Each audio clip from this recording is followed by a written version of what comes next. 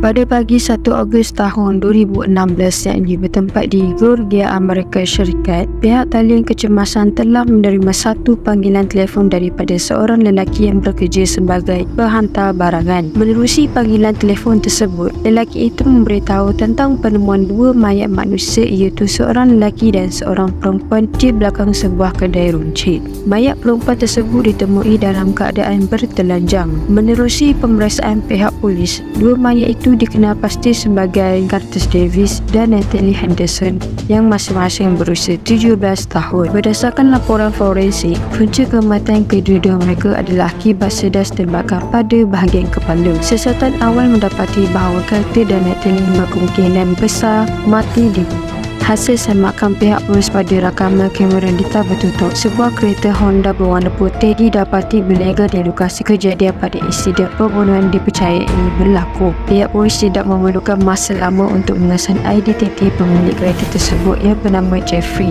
yang berusia 20 tahun. Jeffrey turut menggunakan kad kredit milik Natalie di sebuah kedai minyak petrol pada selepas waktu kejadian. Berkenaan latar belakang Jeffrey, dia tinggal bersama dengan datuk dan neneknya. Jeffrey dikatakan mempunyai masalah tingkah laku sejak dari kecil, di mana perkembangan tidak sama dengan kanak-kanak yang seusia dengannya. Mengikut rekod, pihak polis pernah datang ke rumah Jeffrey sebanyak 8 kali sejak dari tahun 2010 susulan aduan tentang tingkah lakunya. Aduan ini termasuklah mengenai Jeffrey yang pernah mencuri pisau, pedang dan senjata api milik datuknya. Hinggalah satu hari, Datuk Jeffrey yang sudah tidak tahan dengan perangai Jeffrey telah mengusir cucunya tersebut untuk keluar dari rumah. Sejak dari itu, Jeffrey pergi menumpang di rumah saudara dan rakan-rakannya. Walaupun Jeffrey bermasalah, dia yang merupakan seorang pekerja kedai runcit mempunyai seorang teman wanita. Jeffrey juga selalu memuat foto serta foto teman wanitanya di laman Instagramnya. Susulan bukti yang sedia ada, pihak polis telah menangkap Jeffrey untuk disoal siasat. Sewaktu sesi soal siasat, Jeffrey dilihat mula bertingkah laku pelik seperti menangis, menggigil, bercakap dengan nada suara yang halus. Pada mulanya, Jeffrey membuat penafian soal sebarang pelibatan dalam Curtis dan Natalie.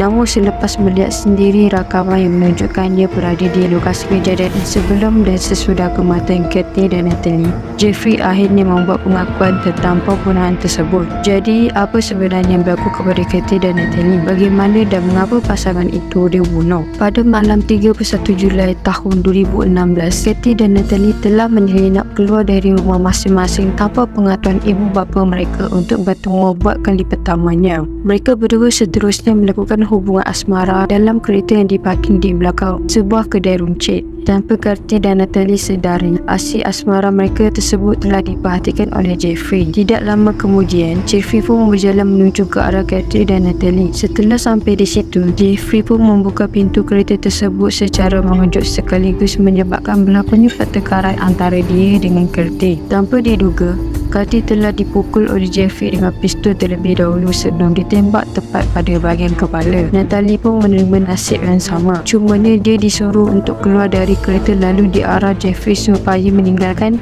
semua pakaiannya. Jeffrey sempat mencabut Natalie sebelum melepaskan tembakan terhadap gadis itu. Berhubung dengan pembicaraan kes, pihak pembelaan menggunakan hujah bahawa Jeffrey mempunyai penyakit mental hingga menyebabkannya mengalami kemurungan dan berhalusinasi. Motifnya tidak jelas, akan tetapi Jeffrey membuat dakwaan telah mendengar suara bisikan halus pada telinganya yang menyuruhnya untuk melakukan pembunuhan. Seperkara harus diketahui sepanjang tempoh Jeffrey berada di mahkamah dan mengelakkan untuk tentang mati dengan keluarga Curtis dan Natalie. Penamat cerita, akhirnya Jeffrey yang didapati bersalah atas dua pertuduhan membunuh telah dipenjarakan untuk seumur hidup tanpa sebarang pembebasan bersyarat.